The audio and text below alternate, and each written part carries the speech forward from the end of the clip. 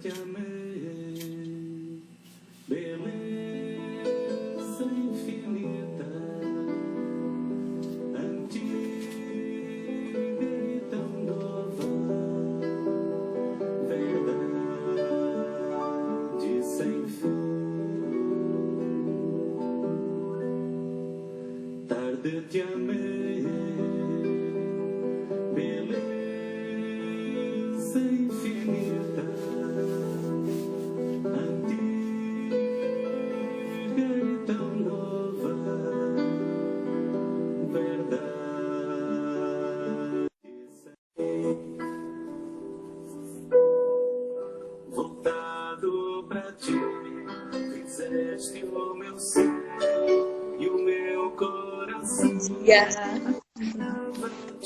Bom dia, Camila. Bom dia, Padre. Tudo bem? Tudo bem? Que bom. Tudo bem. O pessoal tá entrando. Isso. Bom dia para todos, para todas que estão entrando.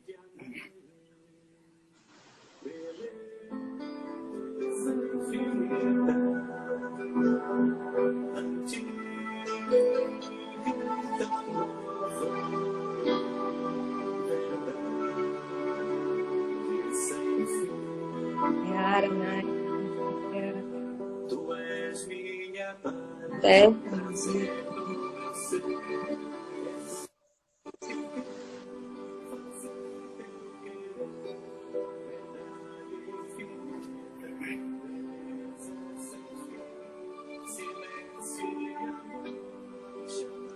Regiane.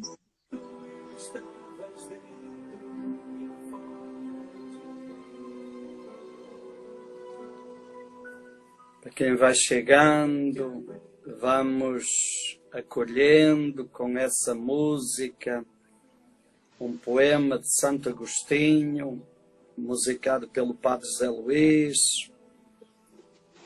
Isso já vai nos colocando aí nessa caudal bonito da espiritualidade cristã, isso que é conhecido como a espiritualidade psicológica, uma espiritualidade encontrada no humano, abraçando o humano. Santo Agostinho se insere nessa linha bonita. E é disso que vamos falar, né, Camila? A espiritualidade cristã e o Enneagrama aí dentro desse caudal de vida. Essa música ela é belíssima, é um poema. Foi um poeta, né, Padre? Foi um poeta. Além de toda a sua contribuição, um poeta. O que ele escrevia toca o coração da gente. Muito bem. Que bom, Camila. O pessoal está entrando.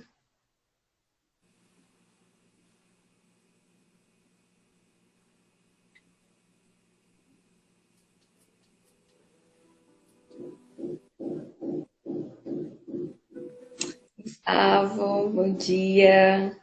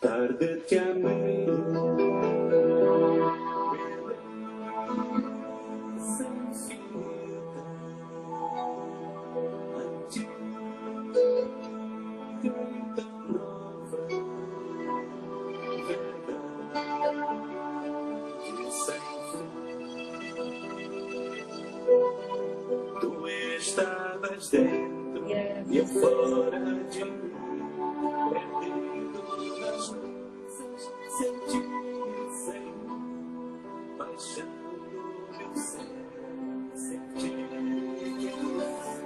verdade sem fim, prazer de viver, só quero a ti, mistério sem fim. Tu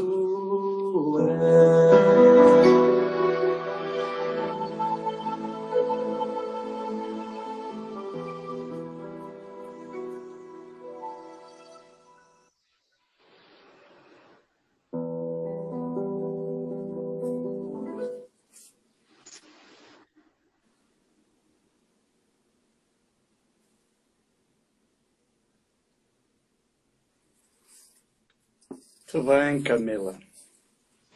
Podemos ir começando, padre? Isso, vamos lá então.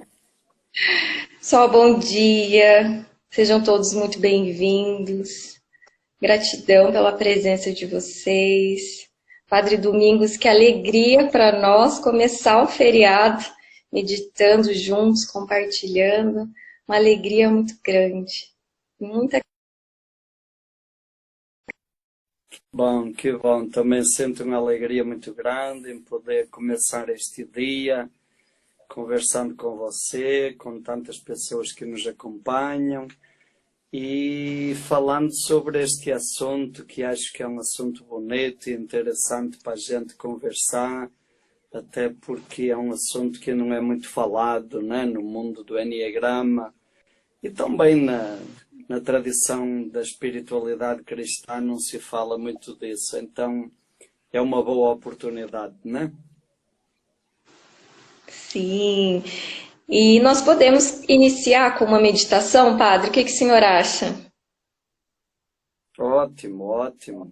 Então vamos fazer uns 3 minutinhos de meditação, pode ser? Então, olha, Vamos? eu convido você aí na sua casa, procure uma posição confortável, mantenha a sua coluna reta, respire lentamente pelo nariz, estando presente à sua respiração, respire conscientemente, percebendo a respiração, sentindo a respiração, sinta o ar entrando, sinta o ar saindo. Ao ritmo da respiração, repita o seu mantra, como se você escutasse uma voz repetindo as palavras dentro de você. Quando vier algum pensamento, alguma distração, não se perturbe, não se inquiete, faça uma respiração mais profunda e volte à repetição do mantra. Então vamos preparar.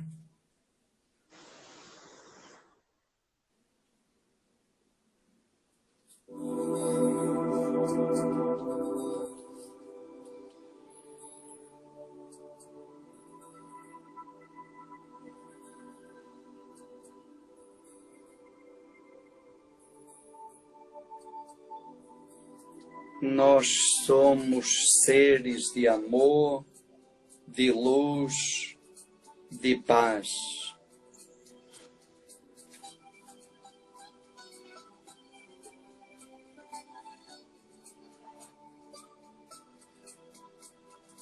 Nós somos seres de amor.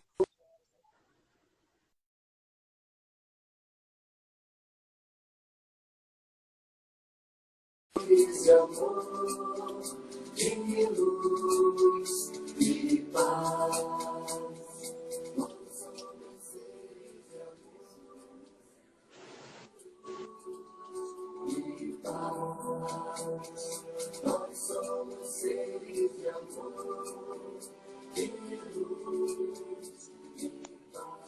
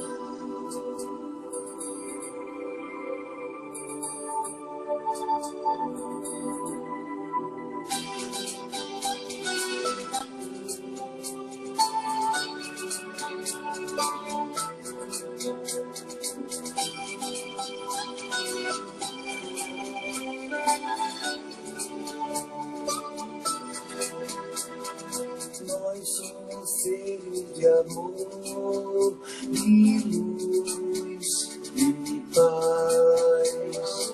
Nós somos seres de amor e luz e paz.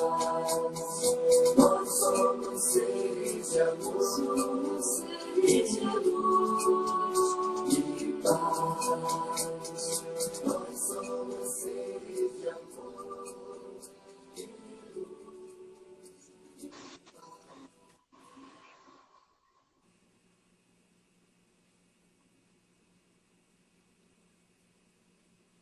Muito bem.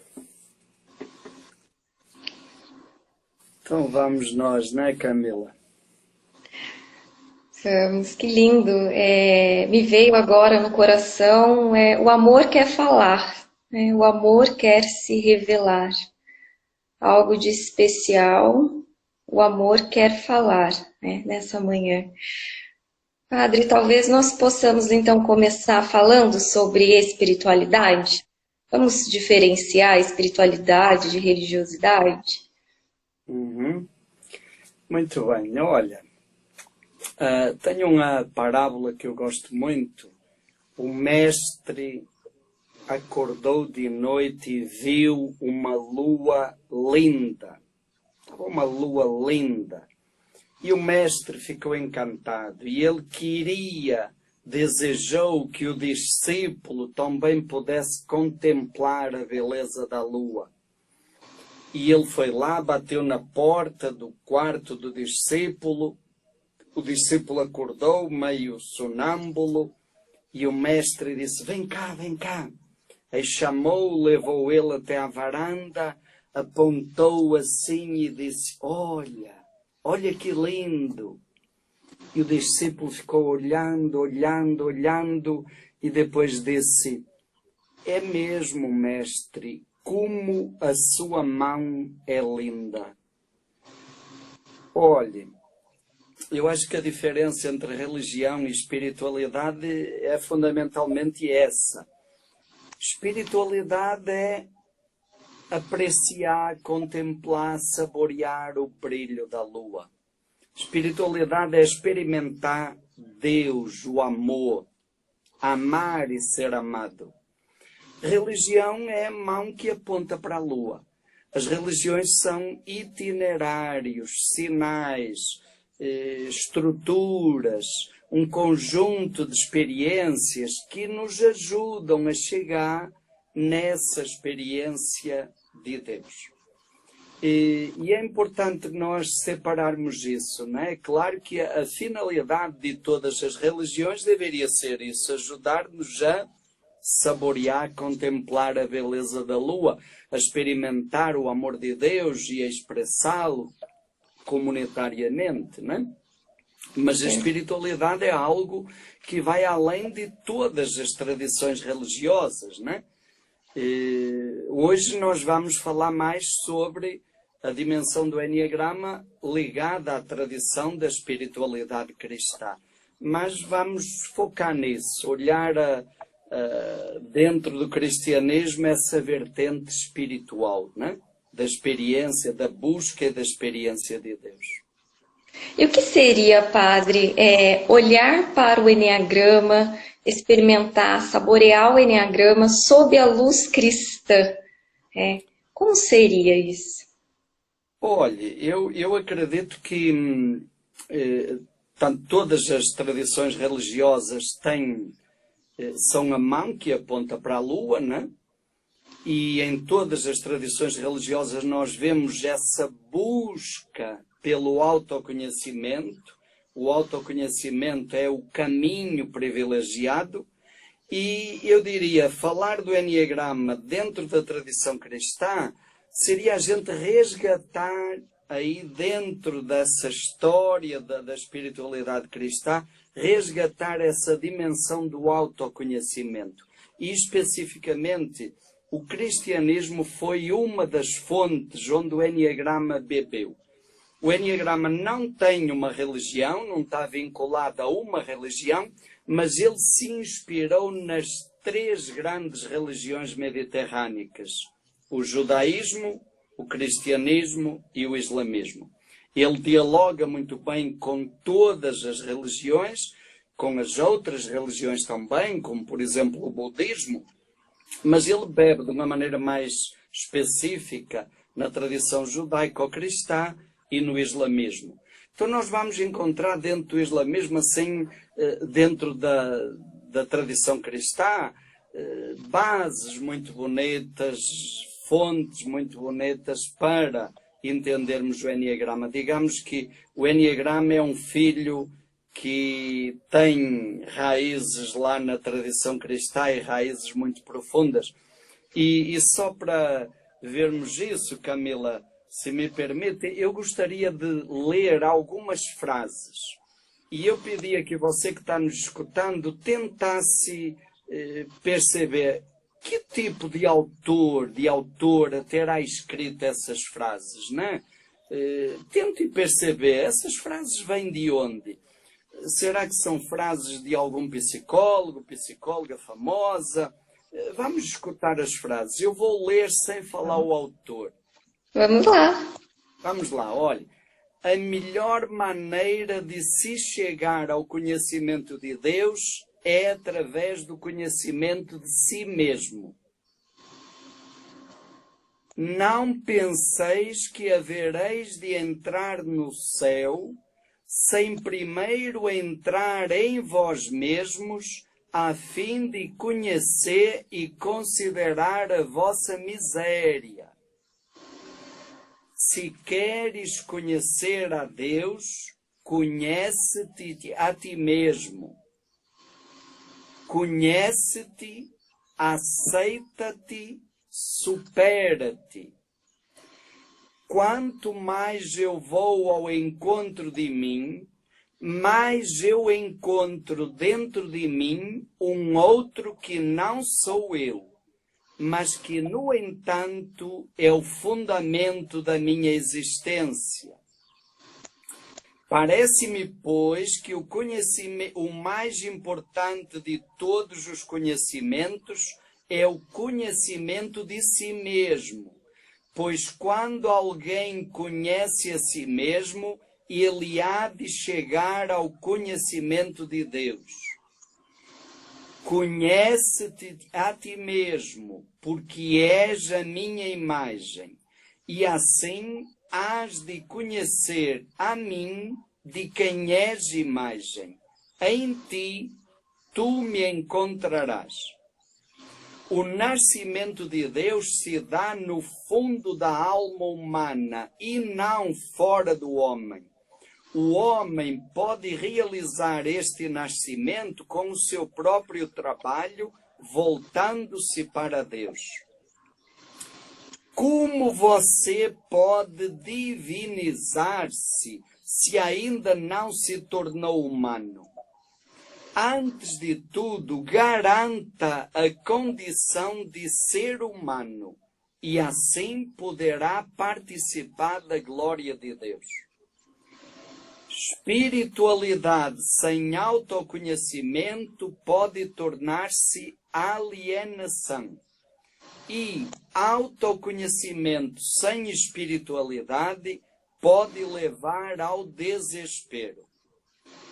O caminho para chegar ao conhecimento verdadeiro e à experiência de Deus é este: nunca abandonar o autoconhecimento.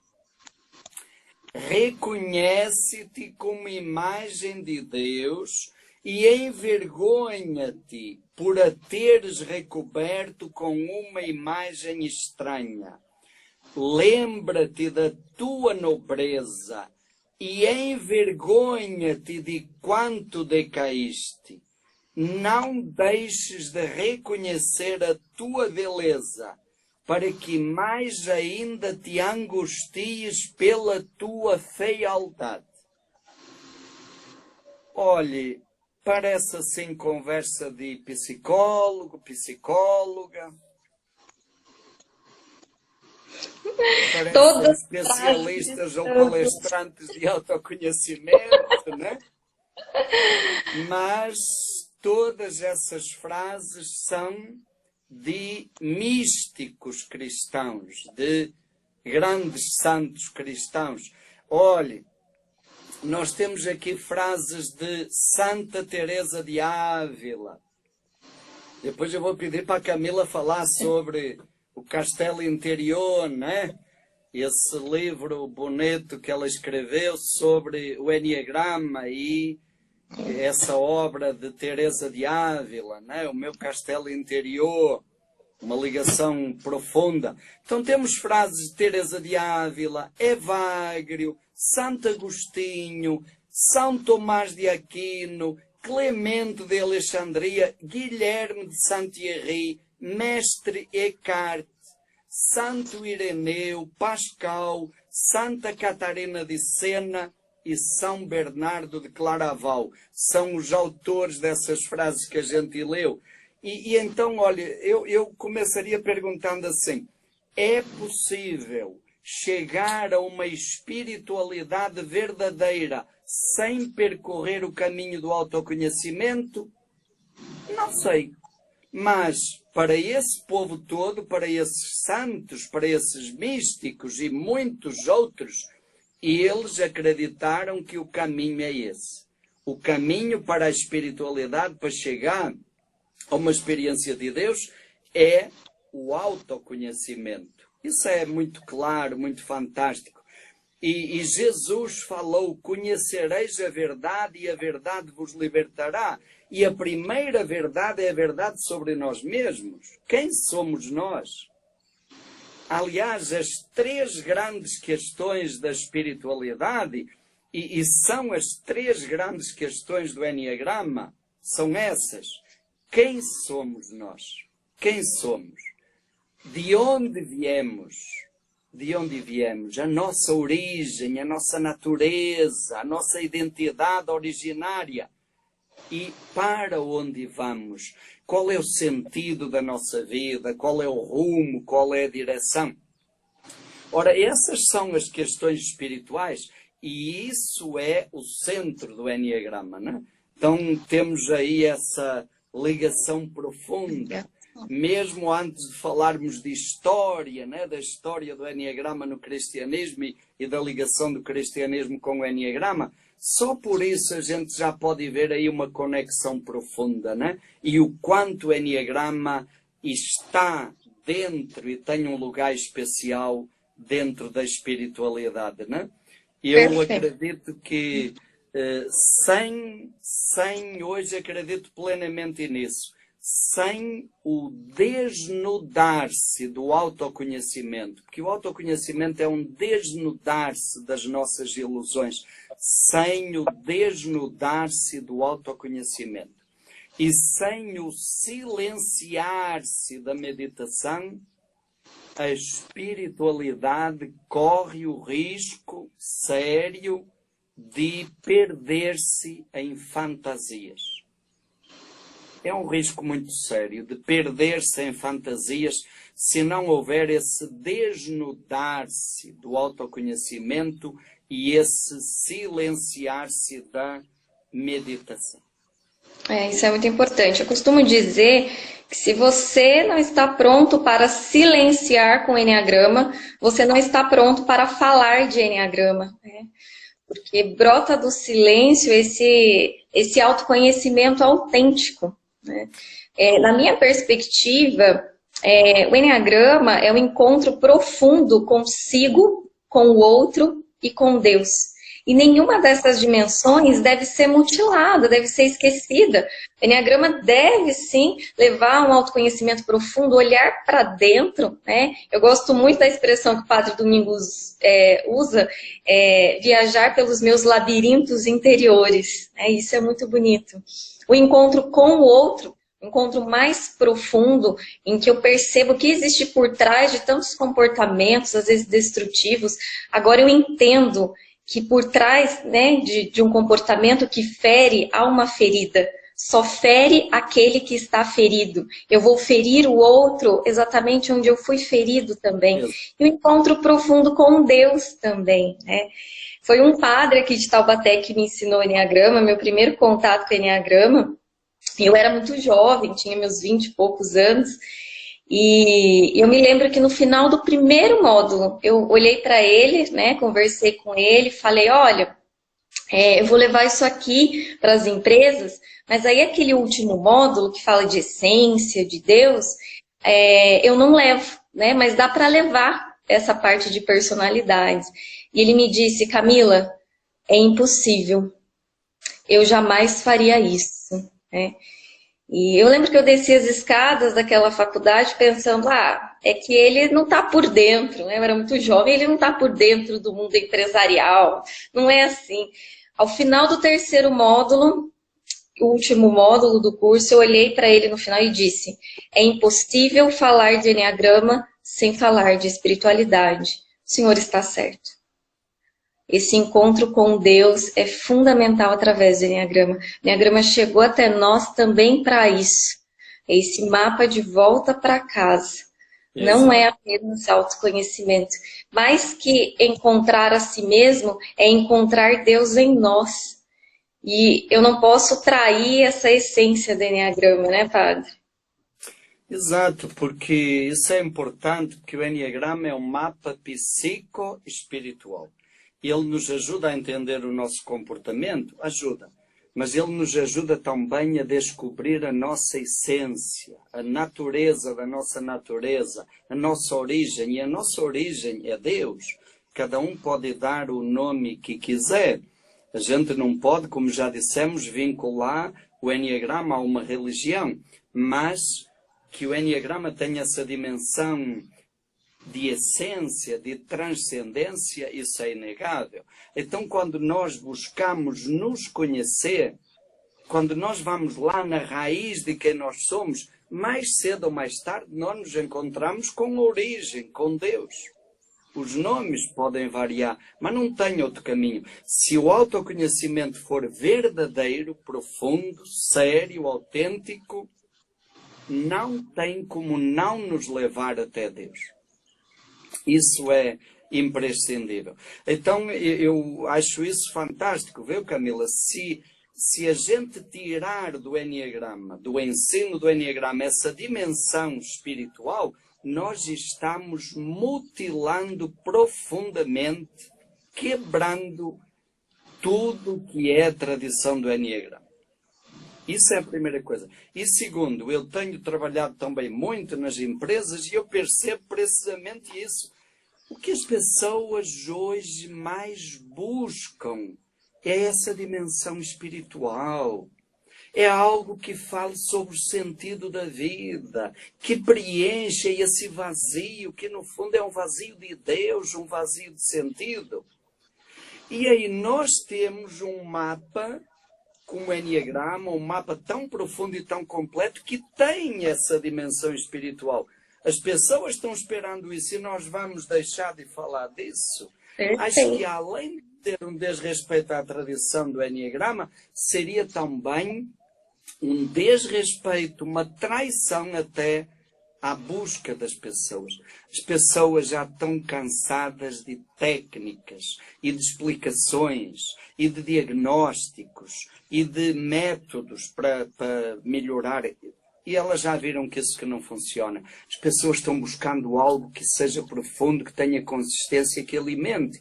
E eu sinto isso e vejo, quando a gente entra nessa dimensão espiritual do Enneagrama, quando a gente começa a falar da essência, de ideias sagradas, de virtudes, os olhos das pessoas brilham, brilham, seja onde for, seja na empresa, ou seja no ambiente do judiciário, seja onde for, os olhos brilham e as pessoas se encantam, porque no fundo isso vai lá de encontro à sede mais profunda que existe em cada ser humano, não é? E aí, de novo, o Enneagrama se entronca, se mistura aí nas raízes do cristianismo e o cristianismo na tradição do Enneagrama, né? Eu, falando já, entrando um pouquinho aí nessa ligação histórica do cristianismo com o Enneagrama, a gente volta lá no século IV, né? Século IV...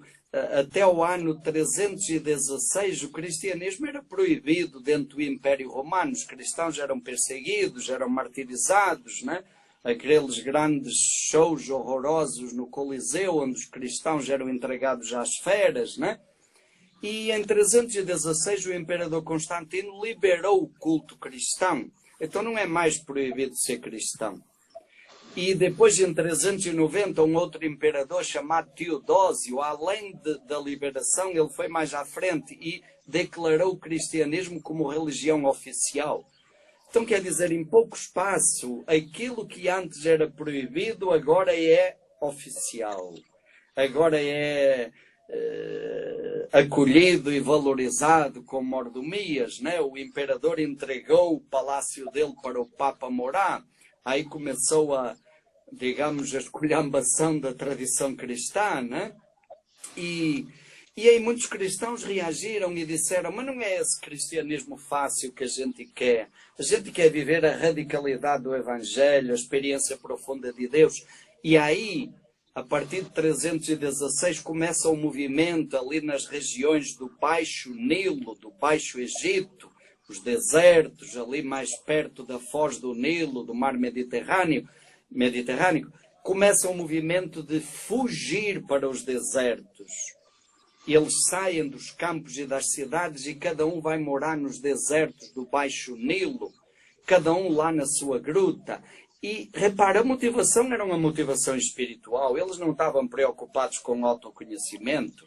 Eles queriam fazer uma experiência de Deus. E havia duas perguntas que levaram essas pessoas ao deserto. Primeira pergunta: se Deus habita dentro de nós, por que é tão difícil encontrá-lo? Era a primeira pergunta. Portanto, se isso é um princípio fundamental das religiões e do cristianismo, da tradição judaico-cristã, se nós somos imagem de Deus, Deus habita em cada um de nós, por que é tão difícil encontrá-lo? E outra pergunta: e por que, quando nós o encontramos, é tão difícil permanecer em contato com ele? Às vezes a gente experimenta durante uma fração de segundos e distraiu. Aí 1 minuto, 2 minutos, 10 minutos, distraiu. Por quê? Repara, eram perguntas espirituais. E sabe qual foi a resposta que esse povo encontrou? Imagina. Eles descobriram um negócio chamado paixões. Paixões ou vícios emocionais, que é o que hoje nós temos como as 9 paixões do Enneagrama. Foram descobertas assim. Eles perceberam que o que nos impede de chegar a essa experiência de Deus, ou o que nos tira dela, são movimentos emocionais internos. Paixões, eles chamaram pecados. A palavra pecado não tem conotação religiosa ou moral. Vem dos ambientes militares, significa errar o alvo. Quando o guerreiro disparava a flecha e errava o alvo, dizia-se pecou. Então repara, qual era o alvo deles? Qual é o nosso alvo, o nosso horizonte? Encontrar a essência, encontrar a origem, encontrar Deus em nós. Mas no meio do caminho tem alguma coisa que nos desvia, que nos faz errar o alvo. Essas coisas são o que chamamos de paixões. E aí tem a primeira grande contribuição na história do Enneagrama. O Enneagrama já vem muito antes, né? 7 séculos pelo menos desde Alexandria, como um mapa cosmológico para entender o movimento dos astros no firmamento, o que acontece na Terra. E aí Evagrio, um monge importantíssimo nessa geração, Evagrio teve uma sacada e perguntou: se esse tal de Enneagrama, se essas leis matemáticas ajudam a entender o que acontece no firmamento e ajudam o que acontece na Terra à nossa volta, também devem ajudar a entender o que acontece dentro de nós, porque nós somos parte disso aí. E ele começa a observar, e a partir da experiência dele e da partilha dos companheiros dele, chega à identificação de 8 das 9 paixões. O Evagrio identificou 8, faltou uma. E 1 século e meio depois, um outro monge chamado João Clímaco, Evagrio é do século IV, 1 século e meio depois, João Clímaco, nessa linha, nessa continuidade, identifica a 9ª paixão, que foi o medo. O medo foi a última das paixões a ser identificada. E é interessante que mais depois, um pouco depois, um outro monge chamado Máximo Confessor disse assim: são 9 paixões, mas as 9 se reduzem a uma. No fundo, existe uma única paixão que nos tira de Deus, que nos afasta do alvo. E Máximo Confessor chamou essa única paixão de egolatria. Latria quer dizer adoração. Adoração do ego. É o ego que nos afasta de Deus, não é? É o ego que nos distrai de Deus. E no fundo o Enneagrama é o quê? É isso. É dar nome ao ego. Perceber as armadilhas do ego. É a primeira parte. Segundo, a segunda coisa que os padres do deserto, essa geração nos deixou, né? identificar as virtudes, dar nome às virtudes. E assim como as paixões ou os pecados são aquilo que nos afasta da essência, do alvo, as virtudes são a manifestação de Deus em nós. Quando nós estamos em comunhão com Deus, como é que nós percebemos isso? Pela emoção, pelo estado emocional que chamamos virtudes. A palavra virtude vem de virtus, que significa energia, centelha, centelha divina. É o reflexo de Deus em nós, a manifestação de Deus em nós. Então, a paixão é o estado emocional quando nós estamos desconectados de Deus. A virtude é o estado emocional quando estamos em comunhão com Deus, aquilo que na tradição cristã chamamos de estado de graça, a graça de Deus. E os padres do deserto identificaram então as 9 paixões e as 9 virtudes. E a contribuição maior, que eu considero a riqueza maior que eles nos legaram. E agora, o que é que faz com isso? A gente percebeu que tem as virtudes, tem as paixões, e agora o que é que faz? E aí eles deixaram um segredo fantástico chamado a técnica do porteiro. A técnica do porteiro. Como lidar com as paixões para chegar nas virtudes. E então o grande caminho é domesticar as paixões. Não lute contra elas, não se culpe, não julgue, acolha, aceite, observe, identifique, converse com elas. E assim você chegará às virtudes, à essência. Aí eles viram as paixões como o caminho para a essência, a personalidade como o caminho para a essência. Isso é uma sabedoria fantástica, né? E isso vem lá desses 3 séculos de ouro, que foram o apogeu da espiritualidade dos padres do deserto. Aí nós passamos a ter na história do Enneagrama a dimensão espiritual. A dimensão psico-espiritual. Até aí o Enneagrama era um mapa cosmológico, não era aplicado à alma humana. Aí começa a ser visto como um mapa da alma humana. Então temos aí essa contribuição fantástica que é de uma riqueza inegável. Há pouco tempo eu ouvi, já ouvi vários grandes nomes do Enneagrama, como Rassi Hudson, falar desse grande contributo dos padres do deserto. Há pouco tempo o Peter Ohana dizia que, independente de ser cristão ou não, nós temos que ter uma gratidão enorme a esse homem chamado Evagrio, que representa toda essa geração do deserto, pela contribuição, pela riqueza que ele nos trouxe para o mundo do Enneagrama, né? E depois dessa geração dos padres do deserto, entra a contribuição do islamismo, né? Quando começa a decadência dessa espiritualidade dos padres do deserto, começa a ascensão dos místicos do islamismo, os sufis, e houve aí um encontro, né? Troca de experiências através de um monge chamado Bali. Eles trocaram figurinhas, né? E então os místicos do islamismo assumiram essa riqueza que vinha da tradição cristã e aprofundaram, deram continuidade, e eles trouxeram sobretudo a grande contribuição das ideias sagradas, que chamamos os nomes de Deus, os atributos de Deus. Aí passamos a ter essa tríade: paixões, virtudes e ideias sagradas, né? E temos aí um outro nome muito bonito, Camila, Raymond Lully. Raymond Lully foi um dos primeiros seguidores de Francisco de Assis, bem logo no comecinho. E Raymond Lully passou muito tempo da vida dele no Médio Oriente, e lá ele teve contato com os místicos do islamismo e com os remanescentes dos mosteiros cristãos. E Raymond Lully, quando ele voltou para Palma de Maiorca, a terra natal dele, atualmente uma ilha espanhola, Raymond Lully publicou um tratado chamado Ars Magna, que quer dizer a grande arte, onde ele resgata, traz para o Ocidente conhecimentos do Oriente. daí desse ambiente do Médio Oriente.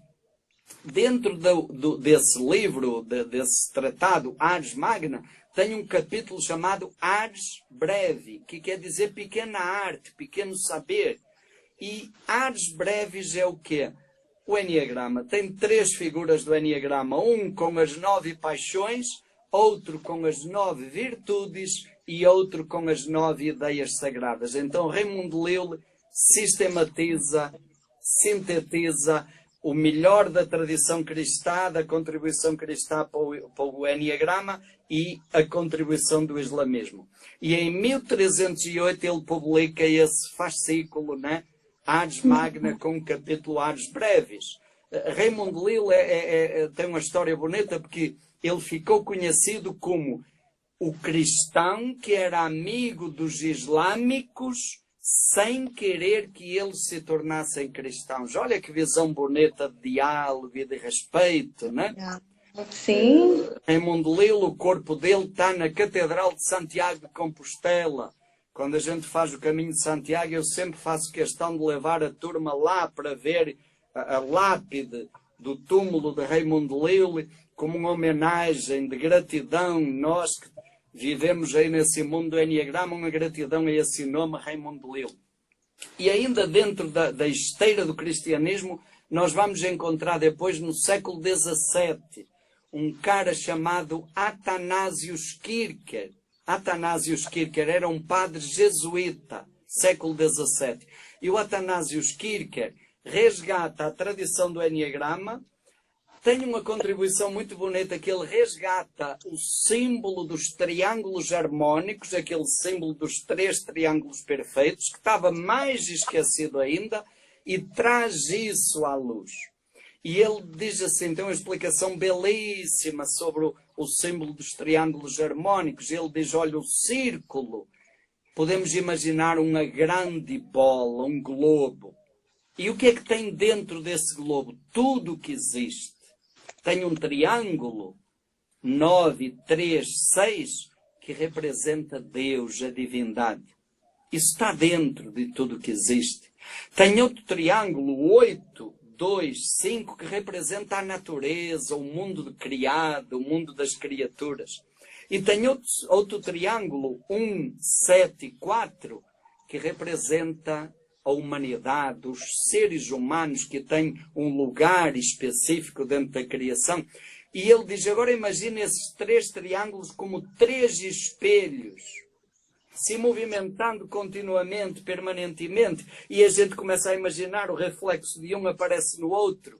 E ele diz assim, o Enneagrama nos mostra isso, que nós somos todos um, que estamos profundamente interligados e que dentro dessa totalidade Deus se reflete no humano e se reflete na natureza, e a natureza reflete Deus e reflete o humano, e no humano tem as expressões de Deus e da natureza. Que coisa bonita, não é? E esse Athanasius Kircher ainda trouxe outra contribuição que eu tenho um carinho muito especial. Ele fez uma relação do Enneagrama com a tradição dos anjos, que é outra tradição muito antiga, que vem lá da Pérsia, da Babilônia, que depois entrou na tradição judaica e o cristianismo aprofundou, né?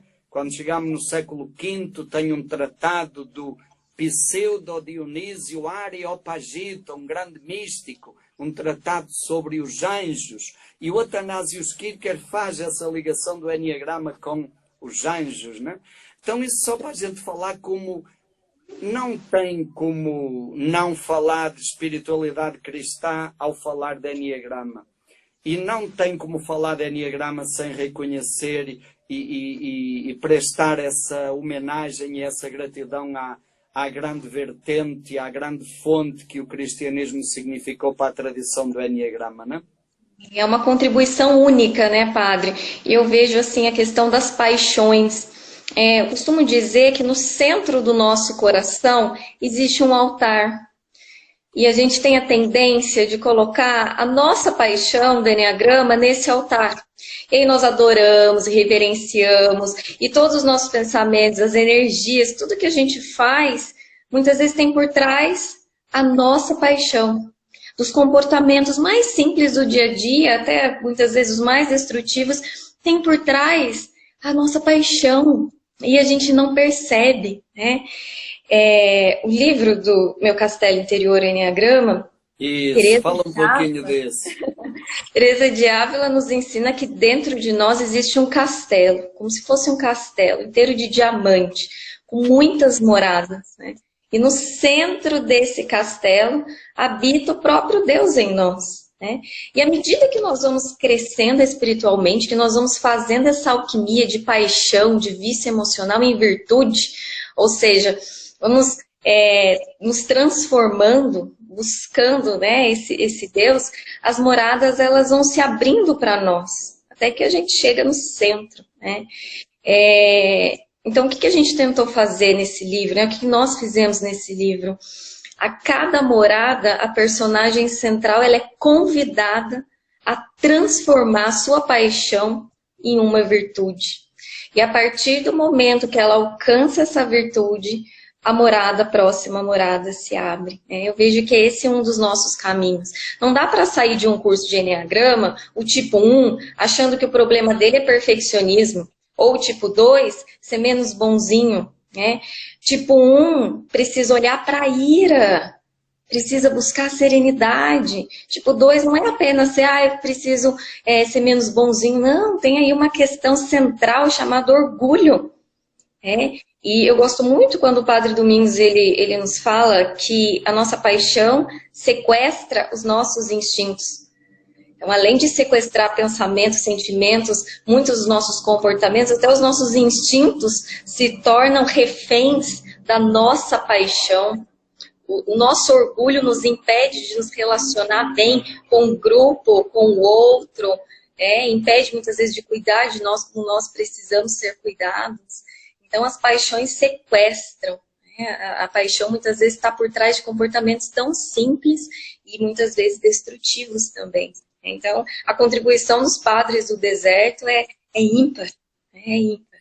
Exato. E eu tive o prazer, a alegria de fazer a apresentação do teu livro, né? E eu escrevi lá que eu não sei se Teresa de Ávila conheceu o Eneagrama. Com muita probabilidade, sim. Né? Estamos no século de ouro da espiritualidade espanhola. João da Cruz, Teresa de Ávila e Inácio de Loyola. Inácio de Loyola, a espiritualidade dele também é inegável, perceber a ligação com o Eneagrama. Teresa de Ávila, tudo a ver. Então eu escrevi lá no teu livro que eu não sei se Teresa de Ávila conheceu o Eneagrama, mas o Eneagrama conheceu Teresa de Ávila, com certeza, né? E sobretudo, tanto Teresa como o Eneagrama conhecem a alma humana. E a riqueza do Eneagrama é isso, é ser um mapa da alma humana. E aí é que vem a importância do Eneagrama na espiritualidade. A espiritualidade nos propõe buscar essa experiência de Deus. Rumi, o místico do islamismo, tem uma frase que eu acho muito bonita que diz: a fonte tem sede de quem tem sede. Quer dizer, nós temos sede da fonte, temos, mas a fonte, Deus nos atrai. Só que nesse caminho até à fonte nós precisamos de itinerários, senão o perigo da gente se perder é grande. E o Eneagrama é um itinerário muito claro, muito preciso, para chegar na fonte. Com um itinerário como o Eneagrama é muito mais fácil nós chegarmos lá na essência, nas virtudes, né? Desmascararmos as armadilhas do ego, né? Não nos perdermos nas ilusões do ego. Então, com certeza, Camila, olhe, o Eneagrama não é espiritualidade, tá? O Eneagrama é um mapa psicoespiritual, mas eu costumo dizer que sem espiritualidade o Eneagrama é fake. Sem espiritualidade é fake. Outra coisa que eu também gosto de dizer, o Eneagrama não tem espiritualidade. Não, ele é. Ele é um mapa espiritual. Tá? O Eneagrama não substitui a experiência de Deus. Também é bom a gente dizer isso. Não substitui. A experiência de Deus é algo muito pessoal, que é dom de Deus. A nossa parte é a gente se abrir. O Enneagrama não substitui a experiência de Deus, o Enneagrama não substitui Deus, não é uma religião, mas é um caminho para, é um itinerário, é um mapa, é uma ajuda e uma contribuição assim inegável e fantástica, né?